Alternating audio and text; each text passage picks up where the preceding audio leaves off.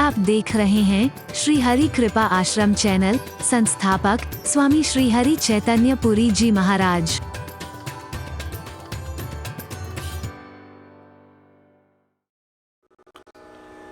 जो लोग ये सोचते हैं कि पैसा ही सब कुछ है, उनका भ्रम एक दिन टूट जाता है। ये आवश्यक हो सकता है, सब कुछ नहीं।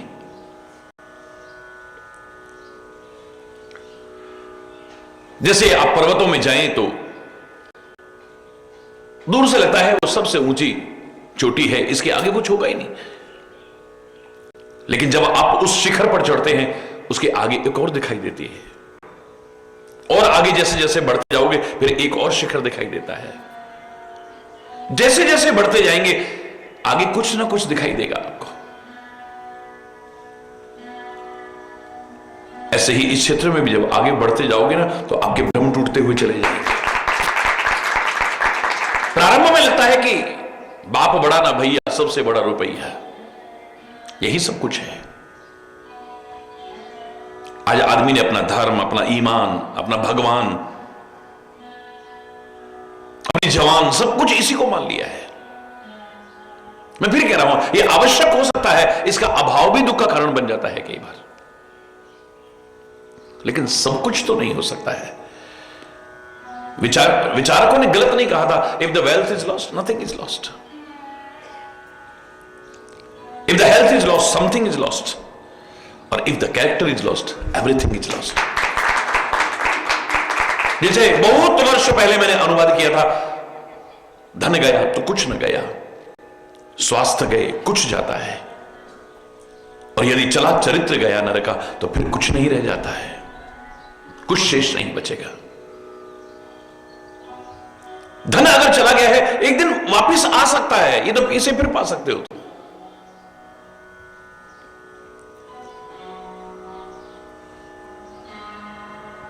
कुछ नहीं था, उनके पास सब कुछ होते देखा है। जिनका सब कुछ नष्ट हो गया था, फिर से वही होते देखा है।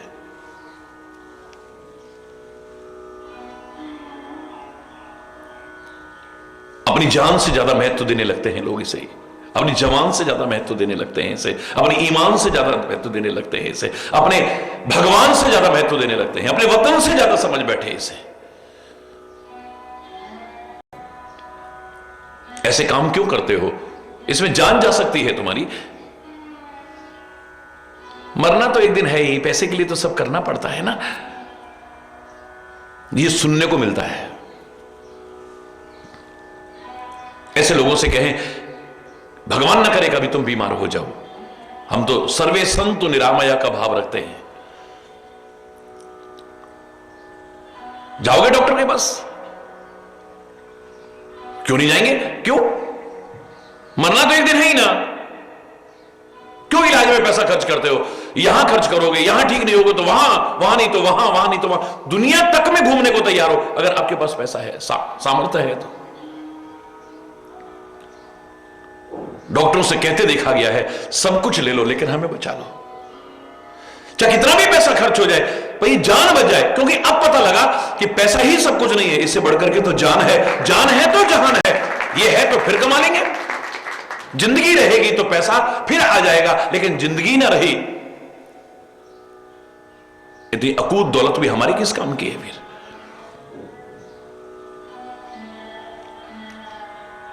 भगवान न करे कभी रास्ते में चलते हुए कोई गुंडा, लुच्चा, लफंगा, बदमाश सीने पर पिस्टल रख दे, बंदूक की नाल रख दे, चाकू की नोक, क्या कहेंगे? मरना तो एक दिन है ही, मार दे भैया, तू सब कुछ ले जा पर हमें छोड़ दे। अब पता लगा कि जान धन से ज्यादा महत्वपूर्ण है।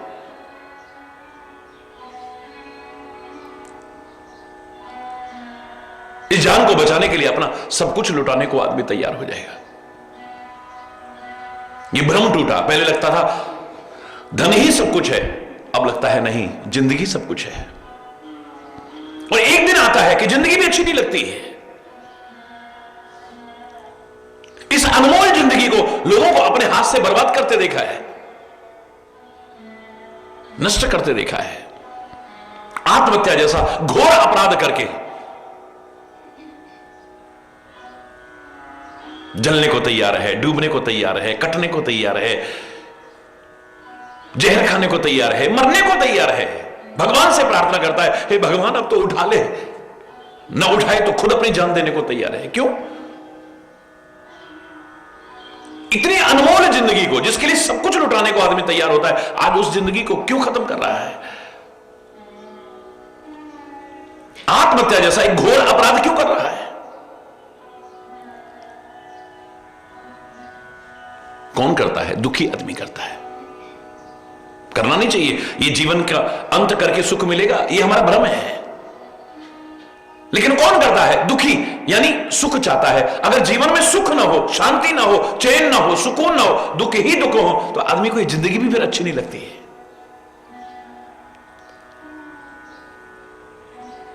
पहले धन सबसे महत्वपूर्ण लगता था, फिर जीवन सबसे महत्वपूर्ण लगने लगा। एक दिन भ्रम टूटा कि अगर जीवन में सुख और आनंद ही नहीं है, ये जीवन भी बेकार है। यानी अब सुख ज्यादा महत्वपूर्ण हो गया। रात दिन आदमी दुखों से दूर होने का और सुख पाने का प्रयास करता है। गलत दिशा में प्रयास करने के कारण ये बात अलग हो सकती है कि हिरण की तरह से जितना प्रयास करता है उतना और उलझता जाता है दुखों के मकड़ जाल में। जाल में फंसा हुआ हिरण जितना प्रयास करता है निकलने का, उतना ही और फंसता जाता है, क्योंकि उसके सींग फंस गए हैं उसमें।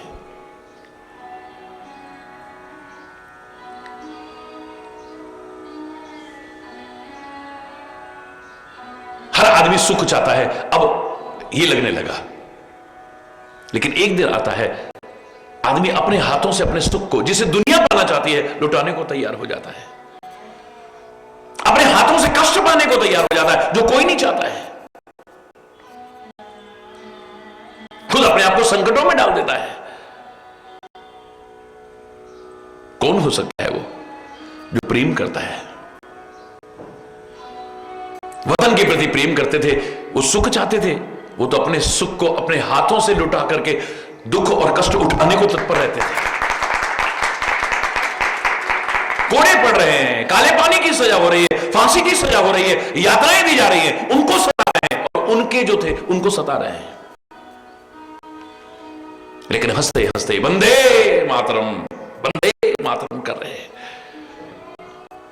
हर आदमी सुख चाहता है, वो भी चमचागिरी करते, चापलूसी करते अंग्रेजों की, तो कहीं के ऑनरेरी मजिस्ट्रेट बना दिए जाते, कहीं के राय साहब बना दिए जाते, कहीं की कोई वो दे दिए। क्यों उन्होंने अपने आप को कष्टों में डाला, मुसीबतों में डाला? क्योंकि वतन से प्यार करते थे।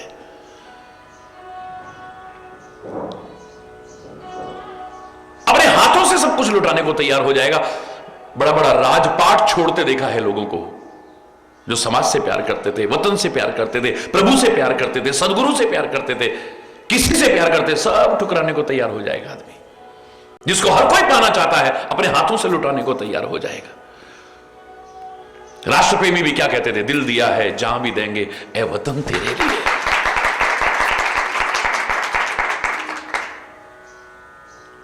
क्योंकि प्यार करते हैं। रात दिन प्रेम में विरह की वेदना है, जलता है आदमी।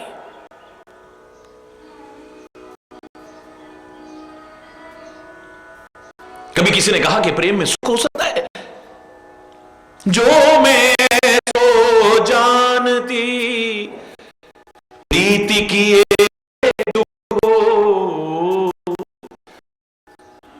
नगर ढंढोरा पीटती प्रीति न की जो कोई।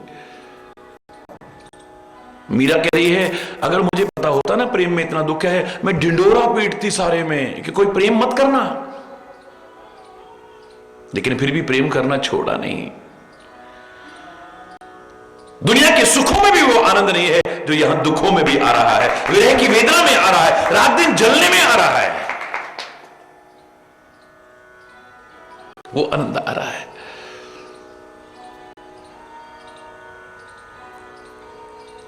सीता राम से प्रेम करती है तो राम जी कहते हैं कि अयोध्या में रहो, यहां हर सुख है। कभी जनकपुर में चले जाना, वहां भी हर साधन है, हर सुख है। बोले प्रभु आपके साथ रह करके जंगल के कष्ट भी मेरे लिए सुख के समान है, और आपसे दूर होकर के तो वो राज्य के सुख भी मुझे काटने को दौड़ेंगे। आदमी स्वयं कष्ट उठाने को तैयार है। काहे के कारण? प्रेम के कारण।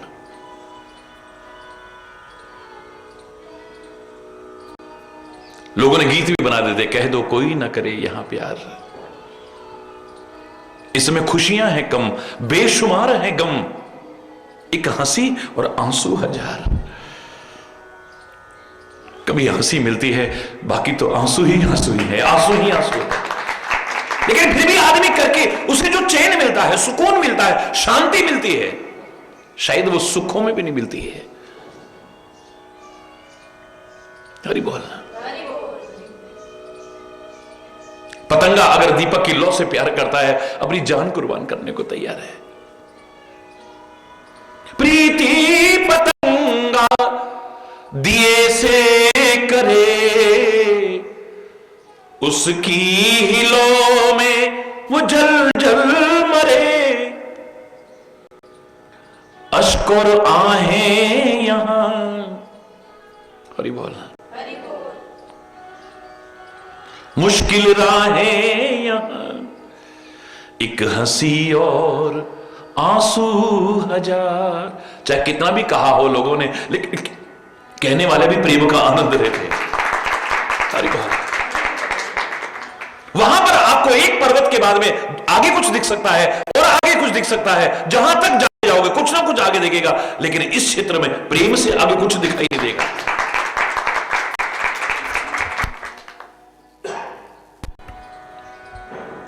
प्रेम से बढ़कर के कुछ नहीं हो सकता है।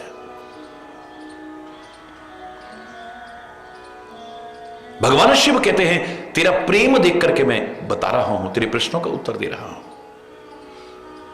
मैं राम कथा तो ही सुनाऊंगा। तब और प्रीति देखी अधिकारी, कहूं देखी प्रीति अति तोरी। मैं कहूंगा क्योंकि तेरा अत्यंत प्यार है। हरि बोल।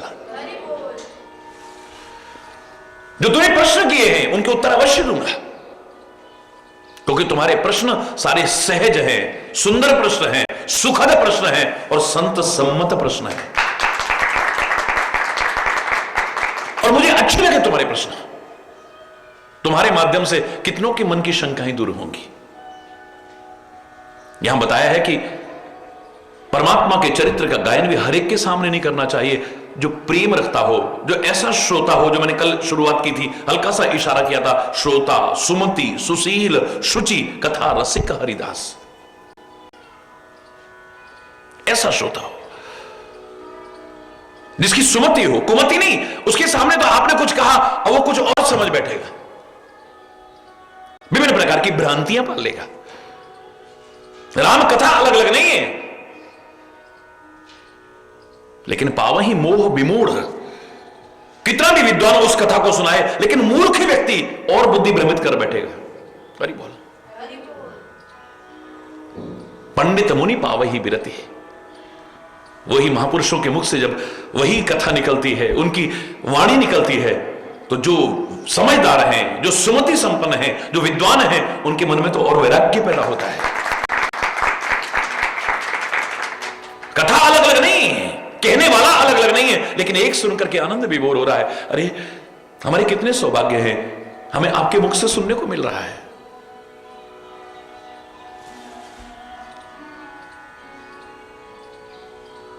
वो भी लोग हैं जो तरसते हैं आपके दर्शन मात्र के लिए, तरसते, एक झलक पाने को तरसते हैं। हमें दर्शन का सौभाग्य मिल रहा है, आपकी वाणी सुनने का सौभाग्य मिल रहा है, लेकिन ये भाव कब आएंगे? तो सुमति होगी तो।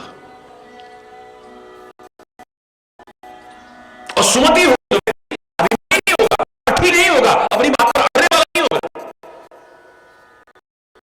नहीं होगा, विनम्र होगा।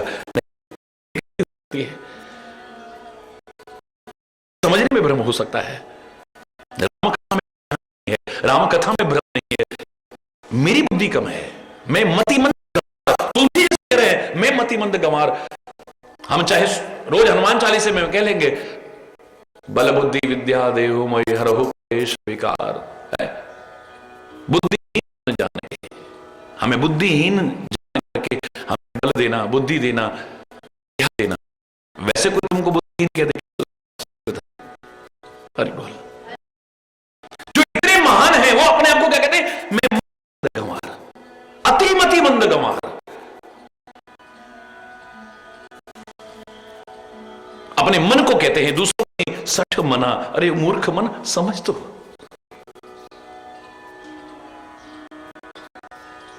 दूसरों को भाषण देने के लिए बहुत अच्छे हैं, बड़े समझाने के लिए इतना दिमाग है हमारे अंदर, दूसरों की कमियों का एहसास कराने के लिए बहुत है, लेकिन जब अपने ऊपर आती है तो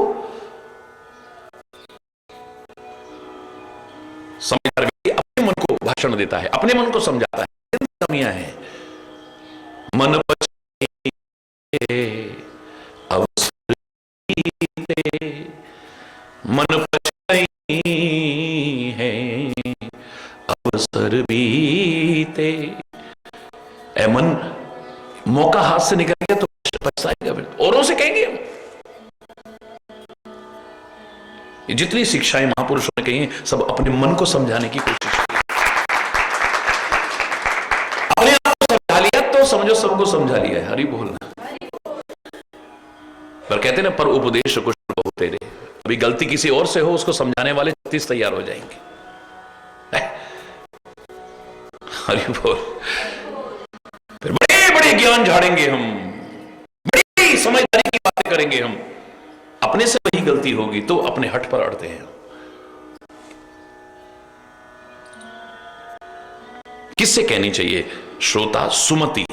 कैसा होना चाहिए? जोर से बोलो, सुमति वाला होना चाहिए, जिसको सुनकर के अच्छा लगे। सुशील, विनम्र हो। शायद इसलिए तुलसी ने पूरी रामायण लिखने के बाद अंत में कहा, ये न कहीं सठही हठशील ही। मूर्ख से कहना बेकार है, और अपना स्वभाव खराब करोगे, झुंझलाओगे। मूर्ख व्यक्ति के लिए कथा नहीं बनी है। सारी जिंदगी भी सिखाओगे, खाली का खाली मिलेगा। मूर्ख के हृदय चेत जो गुरु मिले ही विरंची समा। ब्रह्मा भी सदगुरु बनकर के आ जाए, लेकिन मूर्ख व्यक्ति के हृदय में चेत होने वाला नहीं है, वो वैसा का वैसा ही है। हरि बोल।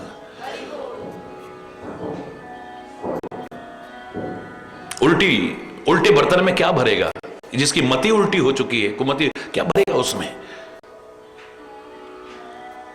जिसकी मति पर आवरण पड़े हुए हैं, विभिन्न प्रकार के मल विक्षेप आवरण पड़े हुए हैं, उसमें क्या भरेगा? ढके हुए बर्तन में क्या भरेगा अंदर? बताओ, कितना भी डालते रहो। जिनका पैंदा ही टूटा होगा, उसमें क्या भरेगा? सारी जिंदगी भी बरसाते रहो। जो पैंदे के बिना लोग हैं, बिना पैंदे के कहते हैं ना, जो जिनका कोई आधार ही, जिन्होंने अपनी जिंदगी का कोई आधार ही नहीं बनाया है। ये नहीं होगा तो वो कर लेंगे, वो नहीं होगा तो वो कर लेंगे, ये नहीं होगा तो वो कर लेंगे, वो नहीं सुनेगा तो उससे कह लेंगे, राम जी सुनेंगे तो शंकर जी से कह लेंगे, शंकर जी नहीं सुनेंगे तो माता रानी से कह लेंगे, वो नहीं सुनेंगे तो उससे कह लेंगे, वो नहीं सुनेगा तो उससे कह लेंगे।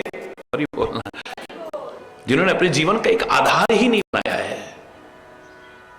जिसका दिल नहीं कहता मेरे तो आधार। अरे बोल, मेरे तो एक जीवन के आधार आप ही हो बस। ना कोई आधार है, ना कोई सहारा है, ना कोई भरोसा है, ना कोई वोट है। तुम्हारे अलावा मेरा कोई है ही कौन?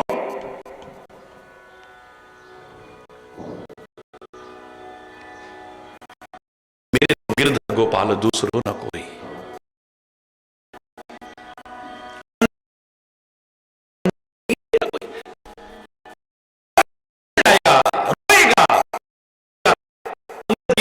मैं कहां जाऊं, कहां तज मोरे तुम प्रभु गुरु पे तुम जाऊं कहां चले जाता। लेकिन जिसने जीवन में कोई आधार ही नहीं बनाया है, सोचेगा शायद ये कर लूं तो जिंदगी बन जाएगी, ये कर लूं तो जिंदगी बन जाएगी, ये कर लूंगा तो जिंदगी बन जाएगी। ना कोई लक्ष्य है, ना कोई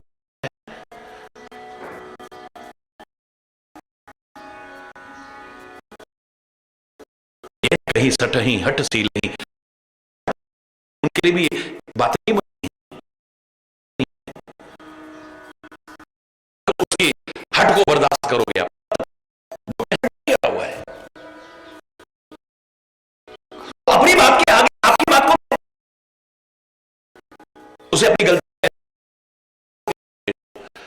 आप कहते रहो, आप 2 और 2 4 करते रहो, आखिर में आप कहोगे ठीक है यार 2 2 5 दिमाग कर, अंत में भी तो बोलोगे चले ठीक है भैया तू अपने में मस्त रहे, सट ही हट विचारशील फिर कहना ही बंद कर देते हैं ऐसे लोगों से। ये कहीं सट ही नहीं, जो मन को लगा नहीं, उनके लिए प्रभु की कथाएं नहीं बनी है, उनके लिए सत्संग नहीं बना है, जिनमें विकार हैं विकृतियां हैं उनके लिए बनी है। उनको जो रस वहां आएगा ना, विषय रस में जो आनंद आएगा, उनको हरिनाम के रस में आनंद आने वाला नहीं है, वो वही आनंद लेते हैं। बगले को मानसरोवर में आनंद नहीं आएगा, जाएगा भी तो वहां मोतियों में आनंद, मछलियां ही चुगने में रहेगा। हरि बोलना,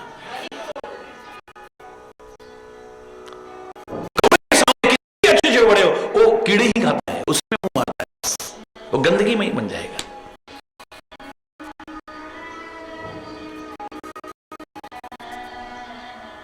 तुम्हारा प्रेम देख करके मैं वर्णन कर रहा हूं, कयहूं देख प्रीति अति तोरी, उमा प्रश्न तब सहज सुहाई। हे पार्वती तेरे जो प्रश्न है वो सहज है, स्वाभाविक है,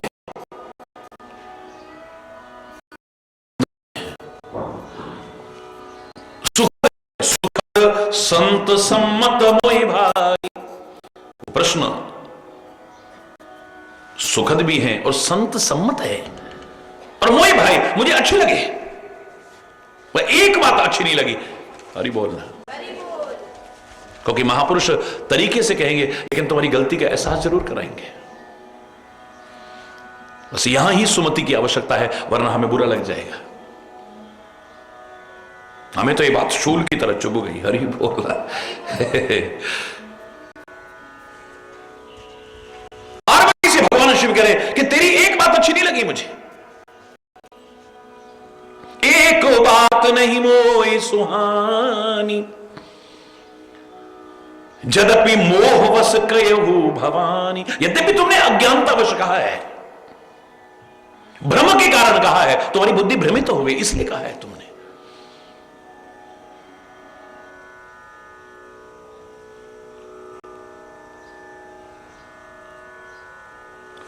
तुम जो कहा राम कोई आना, तुमने जो कहा कि राम कोई और है या यही है जिसका मुनि लोग है इतना रात दिन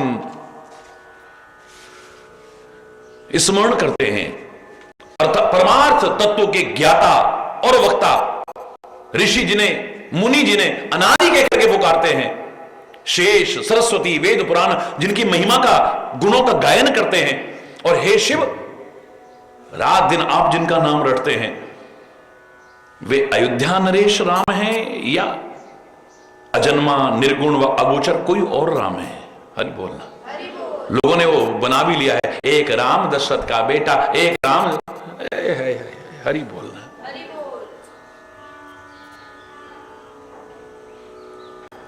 अध्यात्म को तो कुछ और दूसरा नजर ही नहीं आता है, एक ही है, एक ही है, एक ही है।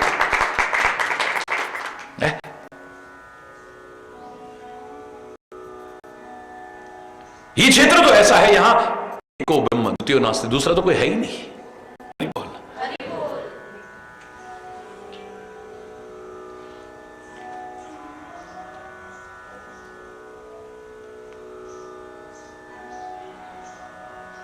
तुम्हारे जो प्रश्न है, क्या क्या प्रश्न किए थे? ये तो प्रश्न किए थे, पर अवध नरेश का बेटा वही है जिसका ये सब मैं बता रही हूं, या वो निर्गुण अजन्मा अगोचर कोई और राम है? मेरे है कि अगर वो राजपुत्र हैं, दशरथ के बेटे हैं, तो फिर ब्रह्म कैसे? और ये बोलना, और यदि वो ब्रह्म है तो नारी के विरह में इतने दीन दुखी और बिल्कुल बावली मती के क्यों हो रहे थे?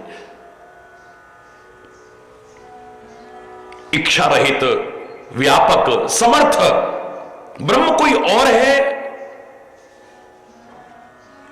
तो वो भी बताओ मुझे।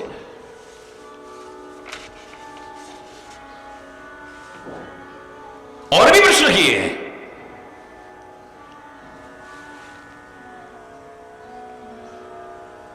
लेकिन भगवान शिव पहले प्रश्न पर ही अभी शुरुआत कर रहे हैं। एक बात नहीं मोहे सुहानी, मुझे एक बात तुम्हारी अच्छी नहीं लगी है।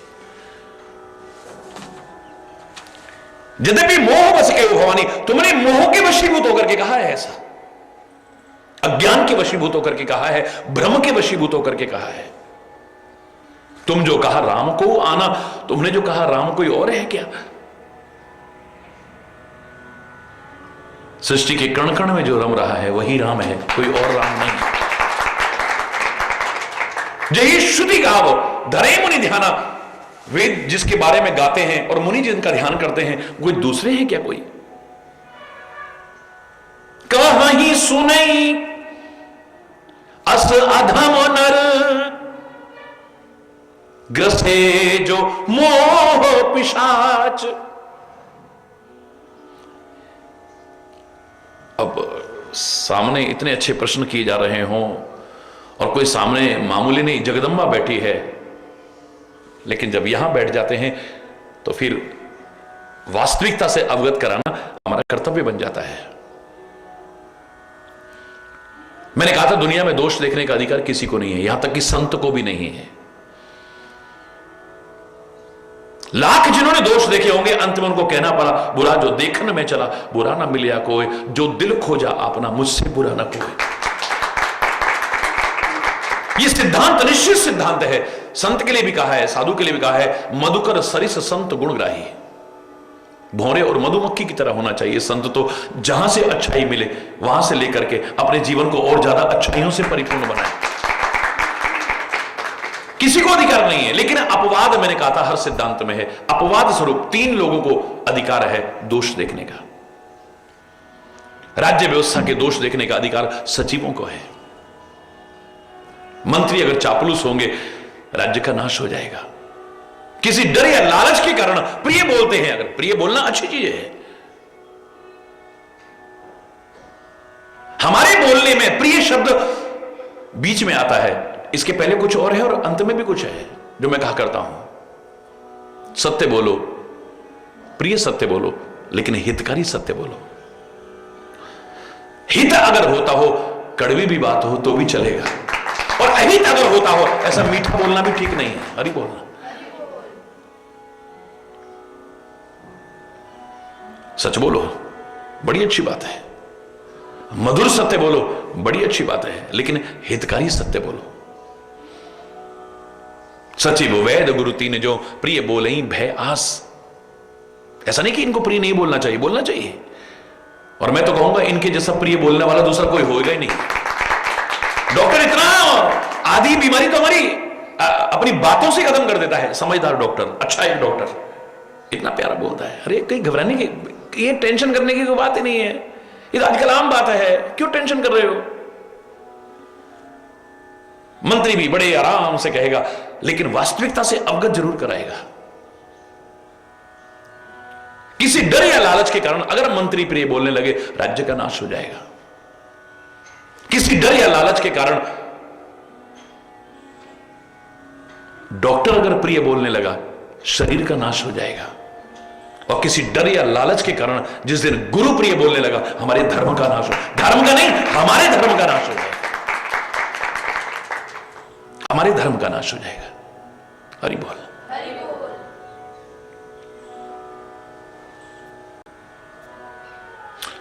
कहीं सुनहि अस अधम नर। ऐसा कहने और सुनने वाले मालूम है कैसे होते? अधम नर, निकृष्ट नर होते हैं।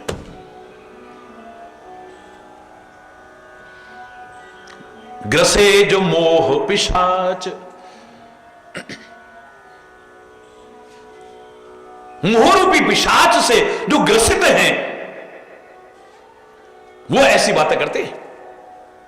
पाखंडी, जो पाखंडी हैं, ढोंगी हैं, वो ऐसी बातें करते हैं।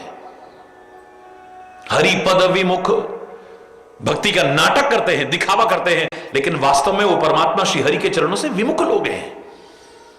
इनके नाटकों को देख करके ये मत सोचिए बड़े भगत हैं ये। इनके मन में क्या भरा है, हरि बोलना। इनके दिमाग में क्या भरा है, हरि बोलना। ताड़ने वाले कयामत की नजर रखते हैं। लिफाफा देख के मजमून बता देते इसमें क्या लिखा हुआ है। निकृष्ट लोग जो होते हैं वो ऐसे प्रश्न करते हैं। पहले बड़े आराम से कह दिया, बड़े अच्छे प्रश्न लगे, संत सम्मत प्रश्न हैं। कहीं सुने थे अधम नर, अधम लोग हैं ऐसे ग्रसे, जो मोह पिशाच, जो मोह रूपी पिशाच से ग्रसित हैं, वो ऐसा। पाखंडी हरिपद में वो जाने ही झूठ न सच। इनको पता ही नहीं कि झूठ क्या है और सच क्या है।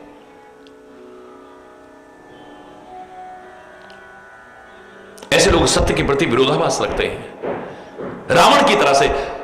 मैं तो ऐसे लोगों को रावण की तरह कहता हूं। देख रहा है कि सामने भगवान है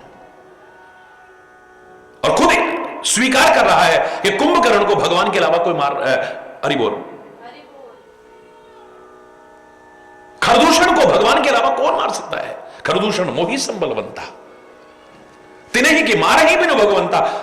खरदूषण को भगवान के अलावा कौन मार सकता है। लेकिन जब तक मैं अपनी आंखों से कुछ ना देख लूं तब तक मैं विश्वास नहीं करूंगा। हरि बोल। मैं परीक्षा करूंगा ये भगवान है या नहीं। और ऐसे लोगों की प्रवृत्ति क्या होती है, किसी की महानता स्वीकार करनी हो, किसी की अच्छाई स्वीकार करनी, जब तक अपनी आंखों से हम नहीं देखते हम विश्वास नहीं करते। और किसी की बुराई करो, है हाँ ऐसे हो, बुराई फट स्वीकार कर लेंगे, अच्छाई स्वीकार। सत्य के प्रति तब नहीं कहेंगे जब तक अपनी आंखों से हम नहीं देखते। हम बुराई करके पाप के भागीदार नहीं बनेंगे।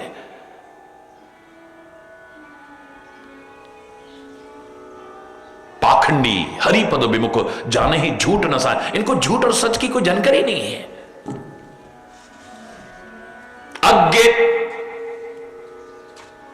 अज्ञानी लोग हैं ऐसे,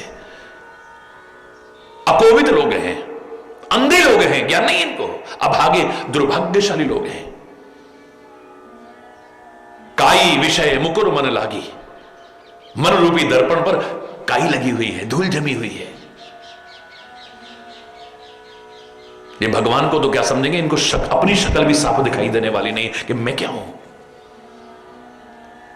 तोरा मन दर्पण कहलाए,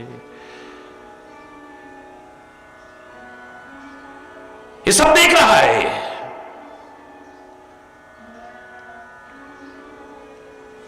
लेकिन अगर इस पर धूल लगी हो तो, दर्पण पर अगर धूल लगी हो तो चेहरा भी साफ दिखाई नहीं देगा। ये मन भगवान से भी मिला सकता है, लेकिन अगर गंदगी इसमें भरी हुई हो तो अपने आप को भी नहीं मिला सकता। कभी आदमी अपने से भी दूर भागता रहेगा, अपने आप को नहीं जान पाएगा, ये भ्रम में रहेगा मैं क्या हूं।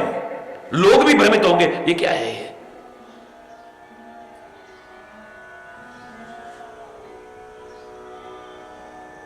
काई विषय मुकुर मन लागी, मन रूपी दर्पण पर विषयों की काई लगी हुई है। विषय की काई का तात्पर्य, ये देखेगा तो तब ना, जब अंदर झांकेगा तो मन में। तो ये भी तक तो बाहर तक सीमित है, इसकी आंखें पता नहीं क्या क्या देखना चाहती हैं। जहां जरा वो देखा तो एकदम से आकर्षित हो जाती हैं और उसके चक्कर में परम आकर्षण से दूर हो जाती हैं। हरि बोलना। इसकी आंखें इधर उधर भटकती हैं, इसके कान शब्द की तरफ आकर्षित हो जाते हैं, इसकी जबान सुंदर स्वादों की तरफ आकर्षित हो जाती है, इसका शरीर हमेशा स्पर्श सुख के लिए लालायित रहता, पागल रहता है।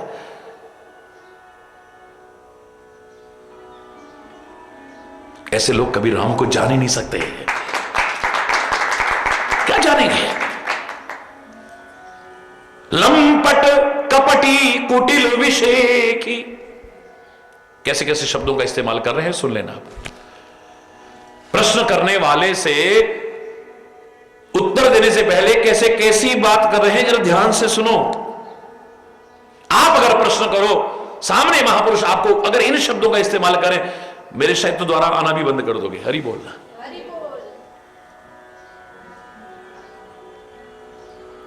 ऐसे प्रश्न कौन करता है? लंपट लोग, कपटी लोग, कुटिल लोग, विशेष कुटिल लोग। सपने हु संत सभा नहीं देखी, जिन्होंने प्रत्यक्ष में तो क्या, सपने में भी कभी संत सभा का सेवन नहीं किया है,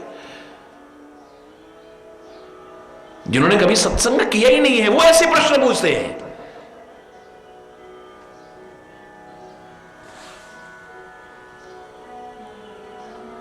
कहित वेद असम्मत वाणी, वो वेदों से असम्मत इस तरह की वाणी बोलते हैं वो।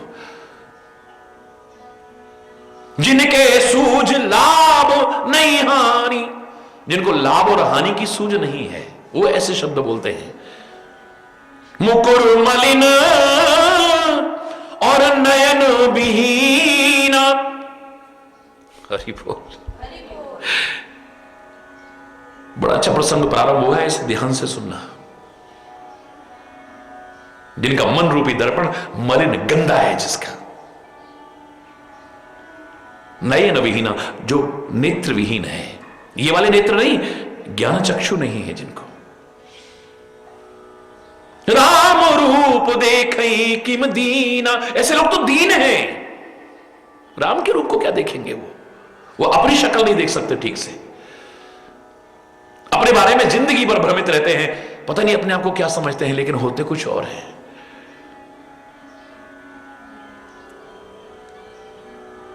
हरि बोल। हम कभी भी, मैंने जो अनुभव किया है बहुत असंख्य लोगों के संपर्क में,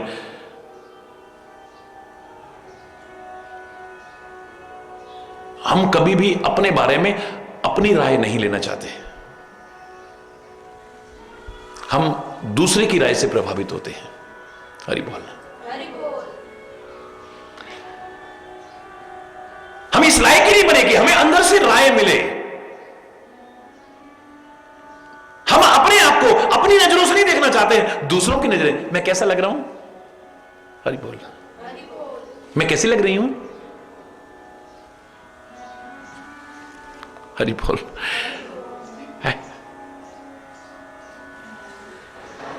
अब तो पता नहीं, बहुत जमाना हो गया मेलों में गए हुए। हम लोग जब बाल्यावस्था में मेले वेले देखने जाते थे,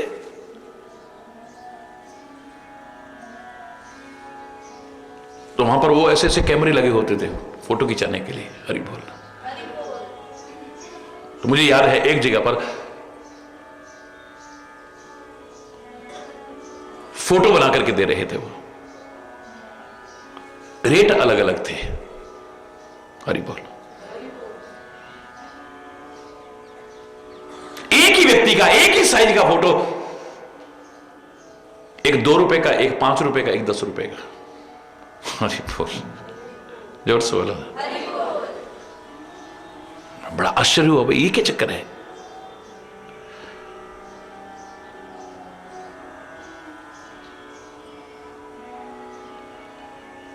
भाई इतना अंतर क्यों है? फोटो तो एक ही है, एक ही व्यक्ति का फोटो खींचना है, एक साइज का आपने फोटो बनाना है। बोले एक तो जैसा आदमी है हम वैसा फोटो खींच देंगे, क्लिक किया आपको दे देंगे, वो 2 रुपए में है। हरि बोलना।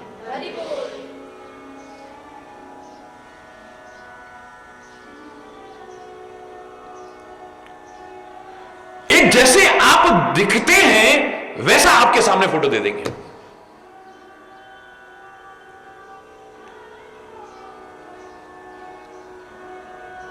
एक अगर थोड़ा संशोधन कराना चाहोगे तो हम बिल्कुल, आपकी नाक थोड़ी टेढ़ी है तो सीधी कर देंगे उसमें, आपके बाल सफेद हैं तो हम उसमें काले करके दिखा देंगे, उसके 5 रुपए लगेंगे। हरि बोलना। एक आप जैसे और जिसके जैसे दिखना चाहते हैं हम वो भी फोटो बना करके दिखा सकते हैं, पर वो 10 रुपए का है। आप राम जैसे दिखना चाहते हैं हम ऊपर मुकुट भी लगा देंगे, आपको उस तरह के आपके बाजू बंद भी लगा देंगे, चेहरा आपका होएगा लेकिन बाकी सब बदला हुआ होगा। हरि बोलना। आजकल तो कंप्यूटर से 1 सेकंड में तैयार हो जाते हैं।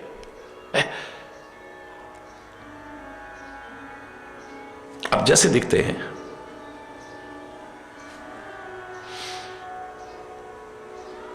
उसके लिए तो आपके मुंह से एकदम निकले मेरी फोटो ठीक नहीं आई। अरे जैसे हो वैसी तो आएगी ना। क्योंकि आपको भ्रम है, पता नहीं मैं कैसा लगता हूं।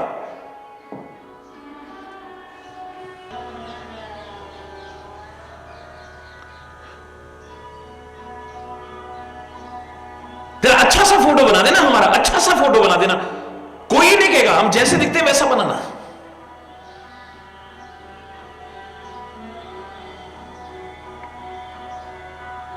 और आजकल तो ऐसे ऐसे ग्राफिक्स वगैरह आगे, कोई नहीं चाहता। आपकी बिल्कुल शक्ल ही बदल के दिखा देंगे, आपकी बॉडी को चेंज करके दिखा देंगे, किसी का शरीर किसी का उसमें लगा के दिखा देंगे। अरे बोल, एक तो है आप कैसे लगते हो,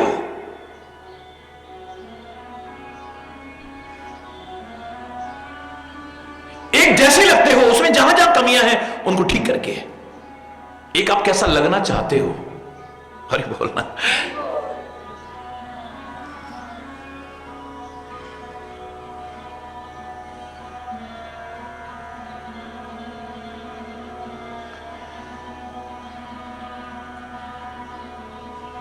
लोगों से प्रशंसा सुनना चाहते हैं, बड़ाई सुनना चाहते हैं। तुम्हारी नाक बहुत अच्छी है, तुम्हारी आंखें बहुत अच्छी हैं, तुम्हारे चेहरा बहुत अच्छा है, तुम्हारा ये बहुत अच्छा है, तुम्हारा वो बहुत अच्छा है। वास्तविकता को सुनने की हिम्मत नहीं है हर एक में।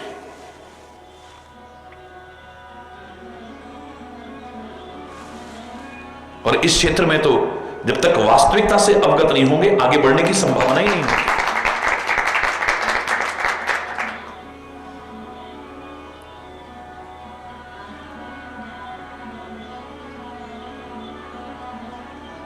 मुकुर मलिन, शीशा तो गंदा है मन रूपी, अपनी शक्ल ही नहीं दिखेगी ठीक से।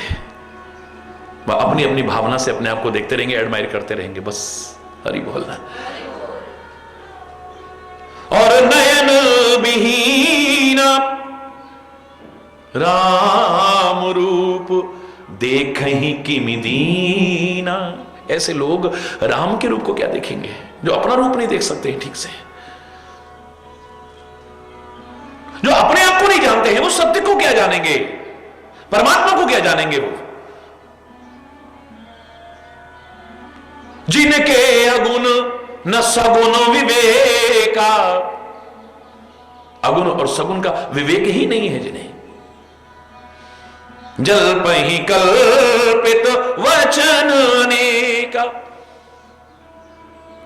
तरह तरह के शब्दों की कल्पनाओं के मकड़ जाल में उलझे रहते हैं। बस जो मैंने कहा ना, कई मतों के मैंने सुना, कई लोग कहते हैं एक राम दशरथ का बेटा, एक रावण से बेटा, एक रावण, पता नहीं कितने राम हैं।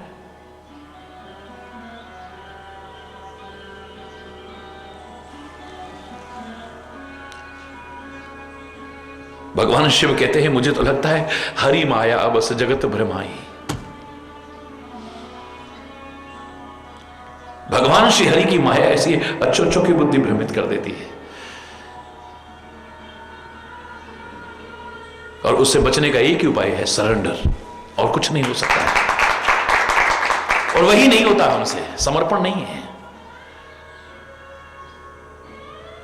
अपना अस्तित्व अलग हम बनाए रखना चाहते हैं, अपनी हरि बोल, हरि माया बस जगत, एक नहीं सारी दुनिया भ्रमित है। तिन ही कहत कछु अघटित ना, एक अनहोनी घटना नहीं है। ऐसे लोग कुछ भी बोल दे, कुछ भी सोच ले। बातुल मुझे बहुत बोलते हैं ना, बहुत हरि बोलना, बहुत बोलते हैं। भूत अभिवश मतवारे, जैसे भूत के वशीभूत मतवारे, और ऊपर से उसको नशा करा दिया जाए, शराब पिला दी जाए, और बहुत बोलने वाला आदमी हो, वो सोच के नहीं बोलेगा मैं क्या बोल रहा हूं और किससे बोल रहा हूं। ते नहीं बोले ही वचन विचारे। विचार करके नहीं बोलते हैं। वो ना अपने आदरणीय देखते हैं,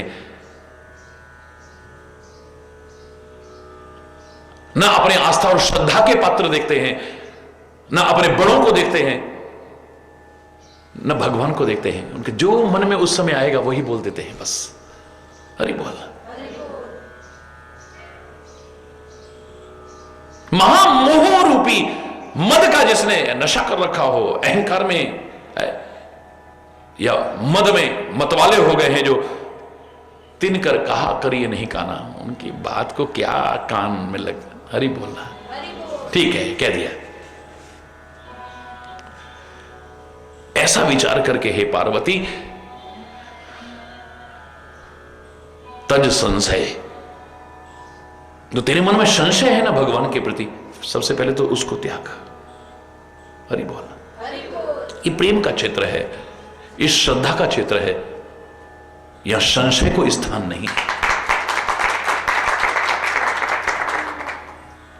ये प्यार को खत्म कर देगा। मैंने तो हमेशा कहा है, शंका तो प्यार की सबसे पहली बाधा है, सबसे प्रमुख बाधा है। नहीं बचेगा प्रेम, कितना भी हो, किसी के प्रति भी हो, किसी का भी हो। अस निज हृदय विचार, ऐसा हृदय में विचारना पहले, जो कुछ मैंने कहा है। ऐसी बातें कैसे लोग करते हैं? तद संशय भज राम पद, पहले संशय परित्याग कर, तब श्री राम के चरणों का भजन कर। सुन गिरिराज कुमार, हे गिरिराज कुमारी फिर सुनो। भ्रम तम रवि कर वचन मम, भ्रम रूपी अंधकार का निवारण करने के लिए सूर्य की किरणों के समान मेरे वचनों को सुनवे। तो गुरु जो जिससे हम प्रश्न कर रहे हैं, उत्तर दे रहा है, वो हमारे सदगुरु है। उस समय कोई और संबंध नहीं, सदगुरु का संबंध है। हरि बोल। और सदगुरु के वचनों के लिए तो साफ साफ शब्दों में कहा है, महामोह तम पुंज जासु वचन रवि कर निकर।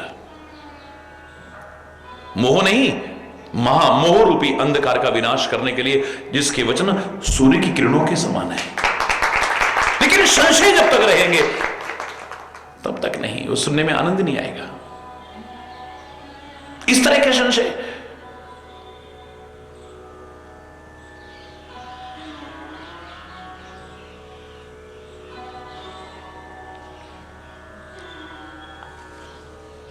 पहले संशय का परित्याग कर, श्री राम के चरणों का भजन कर, तब मेरे वचन सुन। हरि बोलना। सबसे पहले तो ये मन में धार लो कि अगुण ही सगुण ही नहीं कछु भेदा। निराकार और साकार में कोई भेद नहीं है, या तो एक ही है, दूसरा तो कोई है ही नहीं।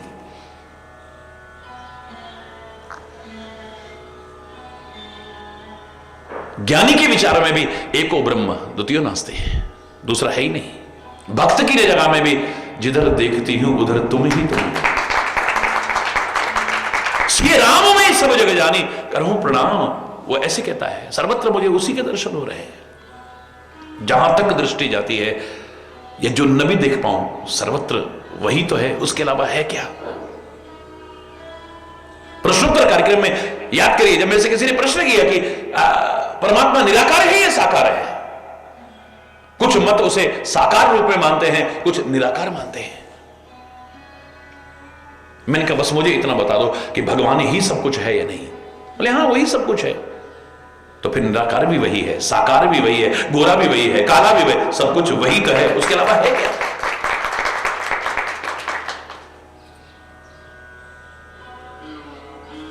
सोच का फर्क है।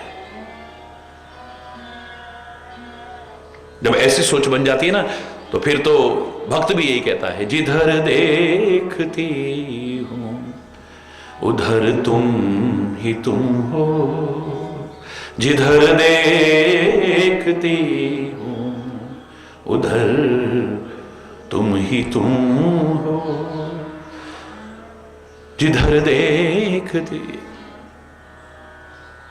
कैसो खेल, कबीर भी कहता है, कैसो खेल रचो मेरे दाता, जित देखूं उत तू ही तू। कैसा खेल रचा है मेरे दाता, मेरी जहां नजर जाती है बस तू ही नजर आता है। जहां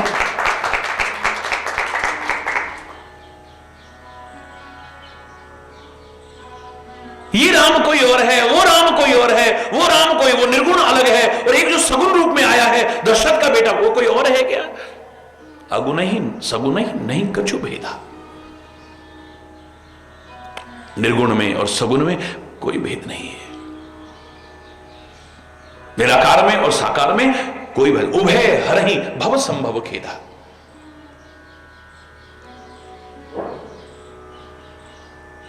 दोनों ही आपके भव संभव खेदों को हरण करने वाले हैं।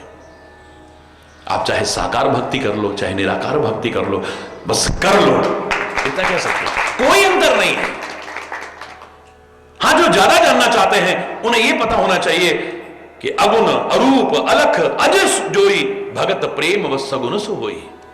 वही जो निर्गुण है, अरूप है, अलख है, अज यानी अजन्मा है, जो भक्तों के प्रेम के बस वही सगुण और साकार होकर के आ जाता है। वही परमात्मा जो निर्गुण है, निराकार है, अरूप है, अलख है। भक्त जब जब पुकारते हैं या भक्तों पर जब जब संकट आया है, वो अवतार धारण करके आ जाता है।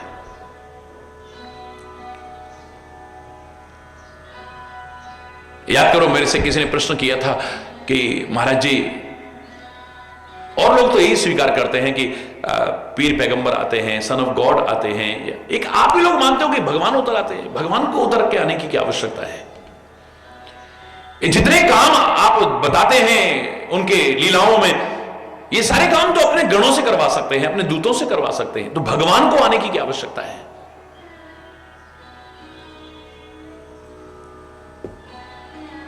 भक्तों पर जब संकट आते हैं तो आ जाते हैं, उनका संकट दूर करने के लिए अपने गणों को भेज दे, अपने दूतों को भेज दे।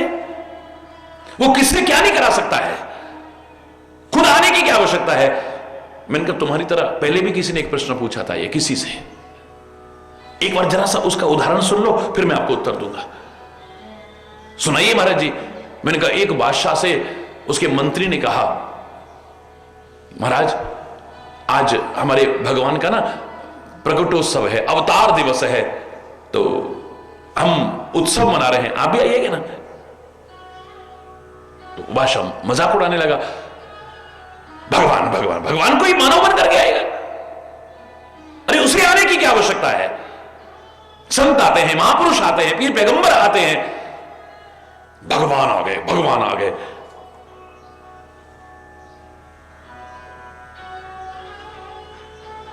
बोले, महाराज मैं आपके प्रश्न का उत्तर दूंगा, लेकिन आप मेरे यहां आज आमंत्रित कर रहा हूं, आप आइए। बात आई गई हो गई, काफी दिन निकल गए। बादशाह के बेटे का जन्मदिन था, तो मंत्री कहता है, महाराज मेरा मन कर रहा है कि आपके जिगर के टुकड़े का जन्मदिन हम आज नौका विहार करते हुए नदी में मनाते हैं। जितने लोग बैठे थे सबके मन को अच्छा लगा, अच्छा विचार है। नावें सजवा दी गई, सुरक्षा व्यवस्था कर दी गई, नाविक बुलाए गए, गोताखोर बुलाए गए, सारी सेना बुलाई गई। एक नाव पर बादशाह, उसकी बेगम, उसका जिगर का टुकड़ा और कुछ सैनिक, बाकी में मंत्री लोग, किसी में सैनिक लोग, किसी में गोताखोर लोग नौका विहार का आनंद लेने लगे और बड़े उत्साह के साथ में, जोश कर उसके साथ में जन्मदिन मनाने लगे। अचानक वही मंत्री अपनी नाव को राजा की नाव के पास में लाया और कहने लगा, महाराज आपकी आज्ञा हो तो आपके जिगर के टुकड़े को थोड़ी देर में अपनी नाव में ले लो। हाँ हाँ क्यों नहीं, हाँ हाँ क्यों नहीं। सौंपा, नाव में ले गया और तेजी से अपनी नाव को दूर ले गया, तेजी से बढ़वाई नाव। अपने जिगर का टुकड़ा दे तो दिया मंत्री को, लेकिन राजा की निगाह, बड़ा प्यार करता था अपने बेटे से, ध्यान उधर ही लगा हुआ है। बड़ा अजीब सा लग रहा है कि जल्दी जल्दी नाव को दूर क्यों ले जा रहा है। और अचानक उस बादशाह ने कुछ ऐसा देखा कि आव देखा ना ताव, बादशाह तो नदी में कूद पड़ा। उसकी नजरों ने क्या देखा कि मंत्री ने उसके जिगर के टुकड़े को नदी में फेंक दिया है। एक क्षण का विलंब नहीं किया, राजा कूदा, अंदर ही अंदर डुबकी लगा करके वहां पहुंचा, तैरता हुआ जाकर के अपने बेटे को उठाया, नदी के किनारे लाया, पानी निकालने लगा, गले लगाने लगा। पता लगा ये तो उसका हमशक्ल पुतला है, मेरे बेटे का हमशक्ल पुतला है। ये तो किसने किया ये बेहुदा मजाक हमारे साथ? महाराज क्षमा करें, ये अपराध मैंने किया है। क्यों? बोले एक बार महाराज जी आपने प्रश्न किया था, बादशाह आपने प्रश्न किया था कि तुम्हारे भगवान अवतार लेकर के क्यों आते हैं, वो अपने दूतों को क्यों नहीं भेजते? अगर आपके भक्तों पर कोई संकट आता है तो भगवान को खुद आने की क्या आवश्यकता है? तो आज मैं आपसे प्रश्न कर रहा हूं, आपको लगा कि आपका बेटा नदी में गिर गया है, आप क्यों कूदे? आप सैनिकों को हुक्म दे सकते थे, आप गोताखोरों को हुक्म दे सकते थे, आप क्यों कूदे? बादशाह कहता है हाय मेरे जिगर के टुकड़े को, इतनी देर में कुछ हो जाता तो। बोले ऐसे ही जैसे आप एक क्षण का विलंब नहीं कर पाए, अपने बेटे की रक्षा करने के लिए कूद पड़े, ऐसे ही वो परमात्मा भी जब अपने भक्तों को संकट में देखता है, अपने संतों को संकट में वो भी कूद पड़ता है, अवतार लेकर के आ जाता है।